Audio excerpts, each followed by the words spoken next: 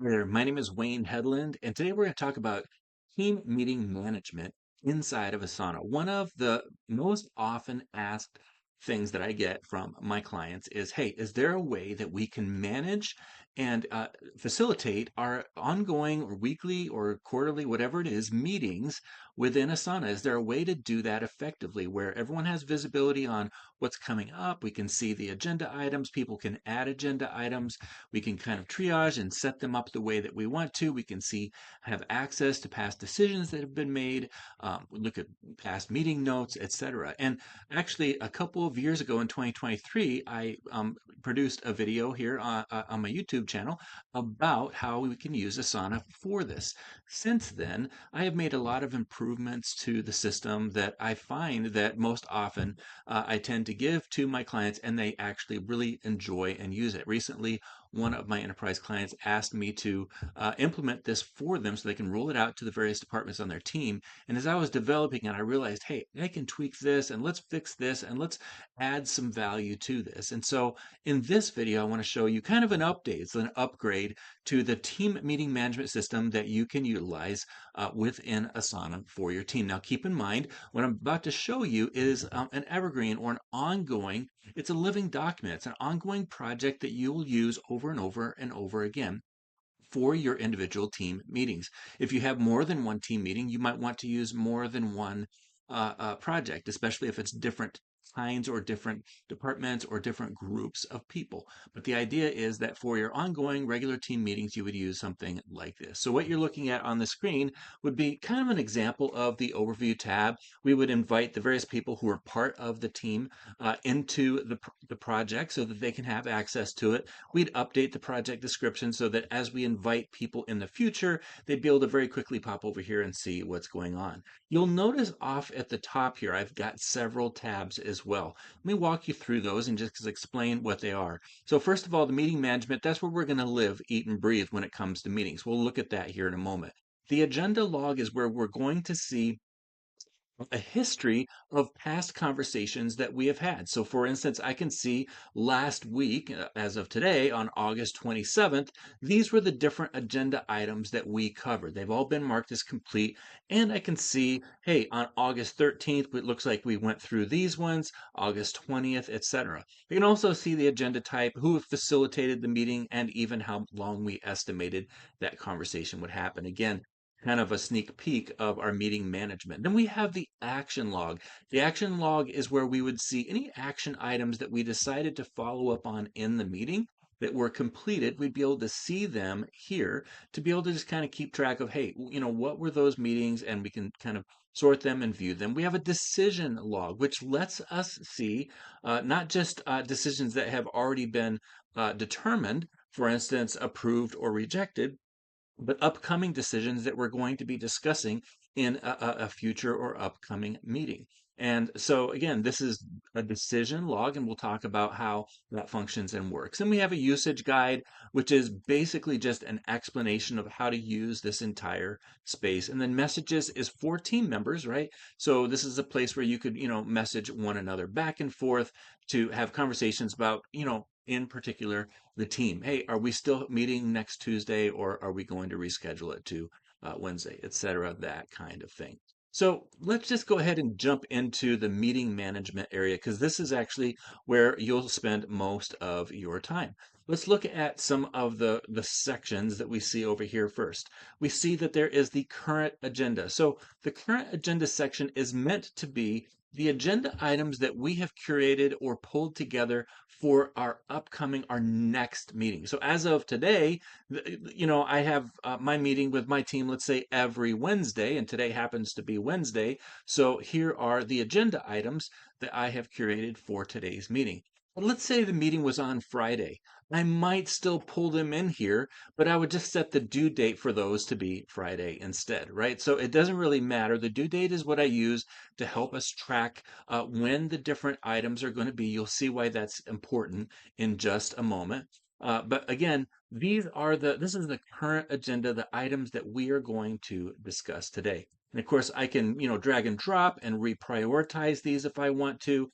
I can actually do that live even during the meeting. we're having a conversation. It's taking a lot longer than we thought. You know what? This one is something we could talk about next week. Let's just throw it down to the bottom. Maybe we'll get to it. Maybe we won't. But we can make sure that we're focused on the things we need to. Upcoming agenda is where your team members, if they have permission, if you're setting it up right, they could potentially put things in here and they would use the due date again to establish when they think we should have that conversation. Whoever the main facilitator of the meeting is, in this case, let's say it's me or one of my other team members, would still have right the ability to come in here and say, hey, it's great that Jesse wants to have this conversation about scheduling new hires, but that's not important to me for our September 10th meeting. Let's go ahead and change the due date for that to the 17th or to another week, right? But generally speaking, it allows your team members to add things to an upcoming meeting without having to ping you or disturb you. And then when it's time for you, the facilitator, to prepare for that meeting, of course, you'll look in this upcoming agenda and decide what's important and what isn't. The action items. This is where we would assign action items that were specifically determined in the meeting that we want to follow up in the meeting. I wouldn't necessarily put every action item in here because it could be cumbersome for us to be able to manage and track. If I'm working with my team and someone decides they're going to call a client or they're going to reach out to a vendor or whatever it might be, I might just say, go ahead and do that. Thank you. Add it to your list. Done. But if it's something that, hey, next week I want to follow up and say, hey, did you do that and how did it go? Then I might throw that action item in here. A little bit of an advanced tip, if you understand what multi-homing is, these action items could also be, multi-homed into whatever project they belong to. So gather employee feedback on the training progress. That would probably be an HR task, and maybe HR has a particular project that is dedicated to employee training. So even though the action item is living here so that we can follow up on it in the future, I can also go ahead and multi-home that over to using the add to projects to that other project. And of course, that task will then live in both places. It's not a duplicate, it's the same exact task. So that's what the action items is. Incidentally, you'll notice that there's no names here because the action items have to be assigned to a person. So in this case, it's assigned to my friend Joy and is due on Monday. This column right here is not the assignee column. We'll get to that here in a moment. The next one is our parking lot. As you can imagine, this is where we're going to put ideas or thoughts, things that we want to consider talking about in the future, but they're not really priorities right now. And then finally, we have the minutes or notes section. One of my favorite things is to try to find a way to get the minutes or notes in here. And there's different ways that we can do that. For instance, maybe you're in a team environment and you already store your notes in some kind of Word document or other document, and it's stored on the server, or it's stored in your cloud drive, SharePoint or Google Drive or wherever else it might be. Totally fine. So in those scenarios, you can go ahead and still create a task that would say, hey, that's a minute for that particular day. And then let's just say today's date is going to be 9/3/25. And so we would go ahead and put the link, right? The link to that document right here. Or if we wanted to, we can go ahead and use the attachment and either link to it from our SharePoint. So it'll be linked so people can click on it right there, or you can even potentially upload it. Though I would be careful uploading and using Asana as your primary space where you're storing all of your files. It's still very much a viable method. But the other thing that you could do is you can actually just go ahead and put your minutes right into that task. This is what I call a reference task. So it's not actionable. And so when that day comes and goes, I still mark it as complete. But now I have the data in here, the notes, as it were, for that task. In this particular case, someone was taking notes during the meeting. They just took a couple of sentences to help us know what happened. This one they used this one here they use kind of bullet point system. This one here was used via AI. So sometimes whether you're sitting in a conference room or maybe you're in a Teams or Zoom meeting, and you have some kind of AI tool like Otter or Fathom that's recording it, you take the summary and just throw it in here so you have quick and easy access to it. Let me just say, one of the amazing and really cool things about putting your minutes in here in particular this way is to be able to leverage the search feature for that. So for instance, Let's say we're like, hey, when did we talk about that competitor analysis and what happened? I don't remember. I know we discussed it in a meeting 3 weeks ago.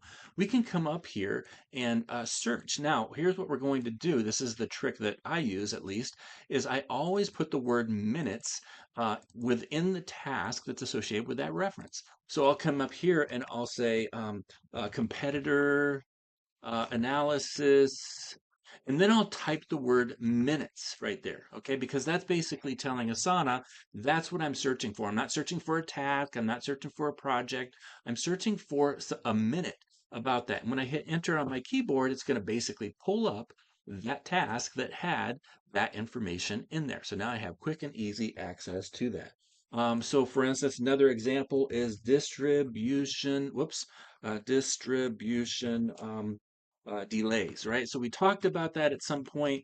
Now I'm going to type the word minutes in there, and there is the minute for that, right? So that's one of the key benefits of actually throwing your minutes right in here. It's searchable and a little bit more easier to access. Then the last section is our completed agenda and action.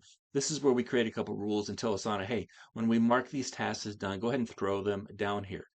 Incidentally, Asana is not only going to throw them down here to completed agenda and action, Asana is also going to throw them up here to the agenda log so that we can actually have better visibility on the different meetings that we had. So it's very easy for me to, it's already sorted by the due date of that meeting, and I can very quickly and easily see what were the conversations that we had during that meeting.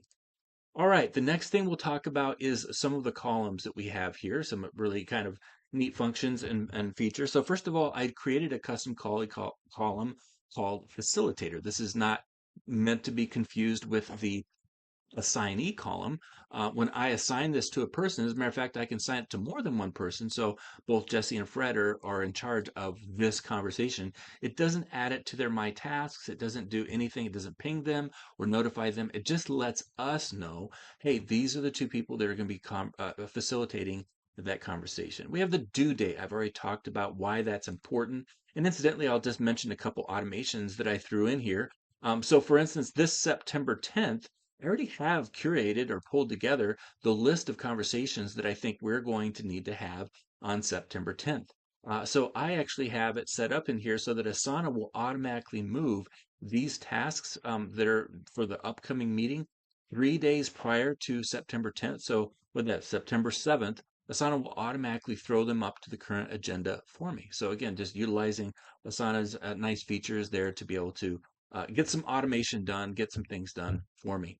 Estimated time feature. This is a custom field. Great use of the estimated time feature in this scenario or use case. And that is to basically make sure that we have put in how long do we think we're going to talk about each of these items. And I can see I've got exactly 1 hour. Our meeting is 1 hour. So theoretically, if I did the math right, we're going to be on target. If progress on last meeting's action items goes 12 or 15 minutes during the meeting, I can right then and there go, okay, I already know I'm going to be over 5 minutes. So I need to either bump something else or just move it to the bottom of the page and see if we actually get to it, those kinds of things. But that sum right there lets me kind of get a real quick understanding of where we're at. And incidentally, you're going like, well, how do I know what the sum is of these meetings down here? For instance, September the 17th. All I need to do is highlight those items and I can see the sum right here. So I've already curated that one's going to be an hour. This one here, if we remove these, right, right there, September 10th, it's an hour and 5 minutes. So I'm already over a little bit etc. So another way that you can utilize the estimated time. And then the last piece is the agenda type. And this is a lot of companies don't necessarily use every single one of these. And so when I build this for the various organizations I work for, they might say, hey, we don't actually need brainstorming or we don't need an informational. We just need these 5 or 6. And that's fine. I put more in here than probably most people will use, mostly for demonstration purposes. So obviously, when we create a new agenda item, let's say, discuss location for, no, we were going to say decide location for our staff picnic, right? So for the staff picnic. So who's going to facilitate that? Well, in this case, maybe it's going to be me. We're talking about it today. If we can get to it, how long is it going to take? Hopefully, just 5 minutes. And so Asana automatically just assign it to the general or miscellaneous, but I'm going to say, actually, this is a decision needed, right? I could put it in as an informational or tactical or strategic, but in this case, it starts with the word decide. So I'm going to uncheck general, and instead, I'm going to select decision needed. And when I did that, Asana is going to automatically give the decision status and set it to pending. Theoretically, if I use this well, we're going to decide, hey, did we decide the location for the picnic? Yes, we did. It was approved, etc. And so now I can go ahead and mark that as done. It's going to pop over to my decision log, right? And show me that we decided that location for the picnic. And instantly, I should probably sort these descending instead of ascending so that we see them. Whoops, I actually had that right. So that we can see it. So right there, decide location for staff picnic. That's why it's right there. I had that set up wrong. All right, here we go. Sorry about that. So I can see most recently that was something that was decided, right? It was decided today and it was approved, et cetera, et cetera. All right, so with that in mind, now we can go through our meeting. We can start marking things as done. We can feel happy about what we're accomplishing. Eventually, we're going to get to the end and we're going to say, hey, we accomplished everything that we wanted to accomplish on our meeting. Oh, except that approving budget. We never got to it. Our meeting is over. Let's go ahead and move that to the next meeting. No problem. We're just going to change the due date to next Wednesday. We'll move that maybe down to upcoming agenda if we want, and we can feel happy that we've actually accomplished something in the hour that we set aside for our meeting. And again, Asana is going to go ahead and move those tasks that are on the September 10th and is going to move them up to current agenda when it starts to get close. I'm already 10 minutes over, so if I want to a couple days in advance, I might come in here and say, all right, what do I need to do to clean this up? Maybe I need to move things around or change something. All that said, this is a living document that you and your team can utilize. And so it's not super hard to set up. You can, of course, take this video and try to build it from scratch yourself. Or if you'd like some assistance or help, I'm happy to discuss ways that I can assist you in getting this set up or something like it. Might be more complex than you need, whatever you need, but I'd be happy to discuss with you how we can work together to get something like this set up for your team. All right, that said, I think I've accomplished what I wanted to. Hopefully, you found this useful, meaningful, and you will find it effective and efficient for you and your team to be able to manage meetings. Thank you so much for watching. Have a fabulous, fabulous day. Bye now.